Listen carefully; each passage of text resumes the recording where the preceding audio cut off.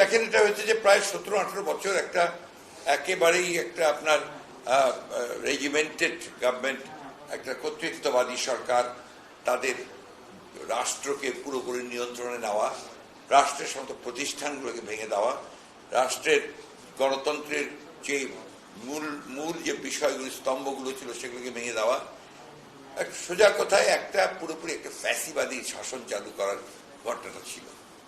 সেই ক্ষেত্রে দীর্ঘদিনের আন্দোলন হয়েছে, নির্যাতন হয়েছে, নিপীড়ন হয়েছে।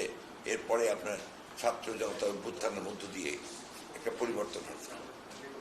এই পরিবর্তনের পরে যে ইন্টারিম গভর্নমেন্ট যেটা তৈরি হয়েছে, এটা কিন্তু আপনার বিচ্ছিন্নভাবে এককভাবে হয়নি।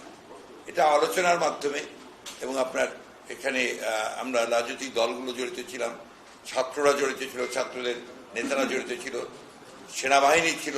আমি খুব পরিষ্কার করেই বলছি, সকলের, এবং রাষ্ট্রপতি ছিলেন, সকলের আলোচনার ভিত্তিতেই কিন্তু আপনার এই গভর্নমেন্ট, কেয়ারটেকার গভর্নমেন্টের প্রধান প্রফেসর ইউনূস সাহেবকে দায়িত্ব দেওয়া হয়েছে। এখন এই গভর্নমেন্ট যে স্ট্রাকচার, যারা এসছেন এখানে, এদের মধ্যে বেশিরভাগই হচ্ছে আপনার টেকনোক্রেটস,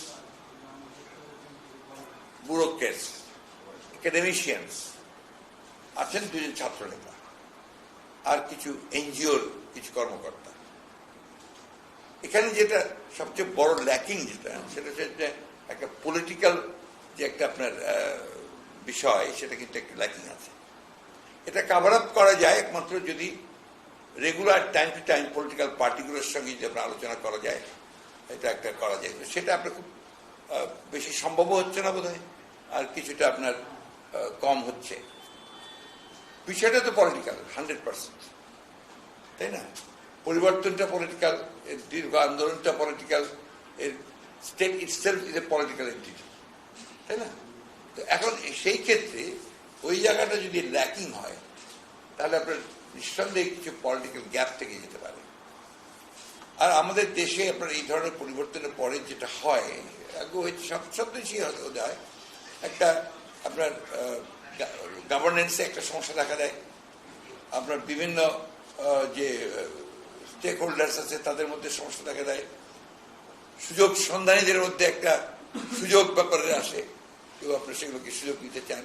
এবং বাংলাদেশের কালচারের মধ্যে এটা আছে যে তদবির অসংখ্যভাবে বেড়ে যায়, সবাই তখন নতুন গভর্নমেন্টের কাছাকাছি যেতে চায়। আপনার এটা একটা বড় সমস্যা, কিন্তু যে কারণে আমি কথাগুলো বলছি। ফলে এত দ্রুত যদি আমরা আশা করি যে গভর্নমেন্ট খুব দ্রুত সুন্দরভাবে রান করবে, একেবারে সঠিকভাবে, তাহলে কিন্তু আমাদের আশা করা ঠিক হবে না। আরেকটা ব্যাপার আছে যে আপনার ফ্যাসিবাদী সরকারের যারা মূল দায়িত্বে ছিলেন, তারা তো ওই দায়িত্বে রয়ে গেছেন। এখন তাদের সকলকে ওখান থেকে সরিয়ে আপনার যারা এই পরিবর্তনের পক্ষে বা নিরপেক্ষ লোকজন থেকে সব জায়গায় বসানো সম্ভব হয়নি। এটা তাদেরও এই যে আপনার কিছুটা অজ্ঞতা আছে, এই বিষয়গুলোতে জানেন না তারা। আর যেহেতু পলিটিক্যাল পার্টিগুলোর সঙ্গে যোগাযোগ কম হচ্ছে, সেই ক্ষেত্রেও তাদের একটা গ্যাপ তৈরি হচ্ছে। ফলে এই জায়গায় একটা সমস্যা আছে। এই সমস্যাগুলো দিয়ে আপনি দেখবেন যে বাংলা এই ঘটনার বিপ্লবের পর থেকেই যা কাণ্ডগুলো শুরু হয়েছে, এই ঘটনাগুলো কিন্তু কোনো বিচ্ছিন্ন ঘটনা নয়, একটার পর একটা দেখবেন। প্রথমেই দেখেন আপনার আনসারদের ঘটনা, আনসারদের যে আপনার একটা ঘটনা ঘটেছে, এটাকে আমি বিচ্ছিন্ন ঘটনা মনে করি না। এটা একটা পরিকল্পিত ঘটনা, একটা ডিস্টেবিলাইজেশন করা, সরকারকে আপনার একেবারে বিপদগ্রস্ত করে ফেলা। এরপরে আপনার দেখেছেন বিভিন্ন আপনার অ্যাসোসিয়েশন, বিভিন্ন ট্রেডের লোকজনেরা তার দাবি দাওয়া নিয়ে চেষ্টা করেছে একটা অস্থিরতা সৃষ্টি করতে। সর্বোপরি আপনার দুর্ভাগ্যজনকভাবে আপনার যে এই যে আপনার ছাত্রদের আপনার ইউনিভার্সিটিতে যে ঘটনাগুলো ঘটছে, আমি এটাকে বিচ্ছিন্ন ঘটনা মনে করি না। হ্যাঁ হ্যাঁ, যেটাকে বলা হয়েছে মব লিঞ্চিং এর ব্যাপারটা, তাই না? এটা বিচ্ছিন্ন মনে করি না। অন্যদিকে আপনার সাম্প্রদায়িক একটা সম্প্রীতি নষ্ট করবার যে প্রচন্ড রকমের একটা প্রক্রিয়া ছিল, এটা এখনো যায়নি, এই চেষ্টাটা চলছে। এর মধ্যে আপনার কিছু পলিটিক্যাল ঘটনাও ঘটেছে। ছাত্র একটা রাজনৈতিক এন্টিটি নিয়ে দাঁড়াচ্ছেন, কিভাবে দাঁড়াচ্ছেন ঠিক পরিষ্কার না। তো এতগুলো ঘটনা কিন্তু আমি ঘটছে। পার্বত্য চট্টগ্রামের ঘটনাটাকে আমি কোনো বিচ্ছিন্ন ঘটনা মনে করি না, এর সঙ্গে অনেক কিছু জড়িত আছে। আপনার এই সুযোগ একটা নেওয়া, শূন্যতার সুযোগ নেওয়া, অন্যদিকে আপনার জিও পলিটিক্সের যে পরিবর্তন এবং যে ঘটনাগুলো ঘটছে মিয়ানমারকে কেন্দ্র করে এবং আশেপাশের এলাকাগুলোকে, ওইদিকে আপনার ভারতবর্ষের মণিপুরের যে বিদ্রোহ, সবগুলোকে যদি আপনি আনেন জিও পলিটিক্সের এই ঘটনাগুলোকে, তাহলে কিন্তু ভেরি সিগনিফিকেন্ট আমি মনে করি।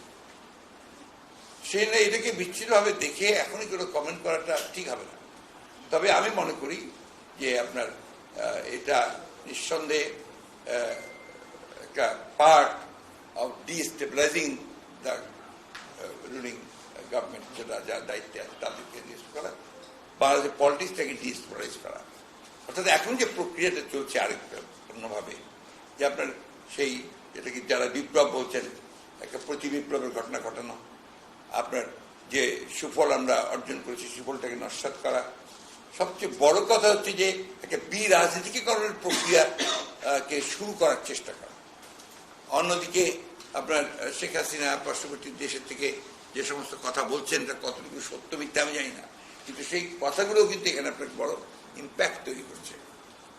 সব মিলিয়ে বিষয়গুলো আপনার খুব কমফোর্টেবল না, একটু আপনার বেশ আনকমফোর্টেবল, এবং সেই বলা যায় যে উদ্বিগ্ন হওয়ার যথেষ্ট কারণ আছে।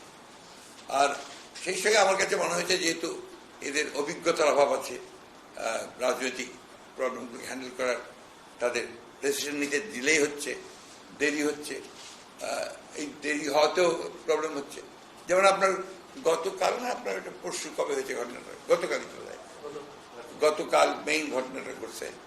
আমাকে আমাদের যে রাঙামাটির যিনি প্রেসিডেন্ট ছিলেন দীপেন দেওয়ান, উনি আগে আমাদের প্রেসিডেন্ট ছিলেন, এমপি ক্যান্ডিডেট ছিলেন, তিনি আমাকে ফোন করে বললেন যে স্যার ইমিডিয়েটলি কারফিউ দিতে বলেন, কারফিউ ছাড়া কিন্তু এটাকে কন্ট্রোল করা যাবে না। তখনও কিন্তু আপনার এই রাঙামাটিতে ওটা অতটা ছড়িয়ে পড়েনি।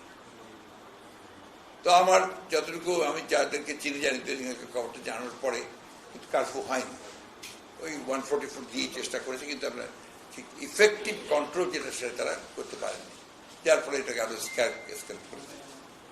এই যে আপনার দেরি হচ্ছে, এই দেরিটা কিন্তু আপনার ক্ষতির ব্যাপার হচ্ছে। এটা কিন্তু আমি তাদেরকে কোনো দোষারোপ করছি না, কিন্তু যারা দায়িত্বে আছেন ল অ্যান্ড অর্ডার এবং এগুলোর দায়িত্বে কি করা উচিত, দ্য ব্যুরোক্রেটস মেইনলি, তাদের কিন্তু একটা দায়িত্ব হচ্ছে গভর্নমেন্টকে প্রপারলি অ্যাডভাইস করা। তারা জানাবে যে এই ক্ষেত্রে এই করা উচিত, এই ক্ষেত্রে সিদ্ধান্ত তারা নেবে। আমার কাছে মনে হয় এই জায়গায় অনেকটা আপনার গ্যাপ আছে, একটা সামঞ্জস্যের অভাব আছে। এটা হচ্ছে আমি এতগুলো কথা বললাম আপনাদেরকে এই ধারণাটা দেওয়ার জন্য যে আসলে প্রবলেমগুলো ওই জায়গায়, নট দ্যাট যে this government is not serious, এটা খুবই সিরিয়াস, করতে চান, সবকিছু করতে পারেন, কিন্তু কোথাও কোথাও এই ল্যাকিংগুলোর কারণে ঠিক, আর আমাদের অতটা আশা করাও বোধ হয় ঠিক হবে না। যতটুকু হচ্ছে ঠিক আছে, আমরা সহযোগিতা করি, আমরা দেখি ইতিমধ্যে তারা অনেকগুলো বড় বড় কাজে হাত দিয়েছেন, সেগুলো আমরা দেখি।